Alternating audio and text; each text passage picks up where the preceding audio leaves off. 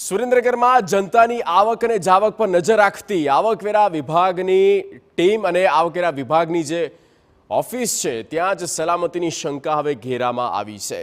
વર્ષો જૂની જર્જરિત ઇમારતમાં ચાલતી ઇન્કમ ટેક્સ ડિપાર્ટમેન્ટની કચેરીમાં આવતા અરજદારોને માથે જોખમ ભમી રહ્યું છે। જૂની ઇમારતના બાંધકામમાં લાકડાનો પણ મોટા પ્રમાણમાં ઉપયોગ થયાનો દાવો છે। આ કચેરી પાસે બાંધકામની પરવાનગી નથી અને ફાયર સેફટી પણ ન હોવાના આક્ષેપો છે। કચેરીમાં ફાયર સેફટીના સાધનો લગાવવામાં આવે તેવી માંગ કરવામાં આવી છે। ઘણી જૂની અને જર્જરિત છે। એલેક્ઝાન્ડર હોસ્પિટલ હતું જે તે વખતે।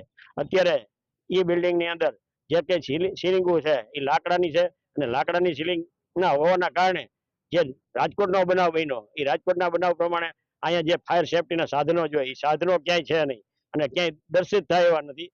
અને જો આની અંદર કંઈ પણ બનાવ બને તો બહાર નીકળવાનો રસ્તો એક જ છે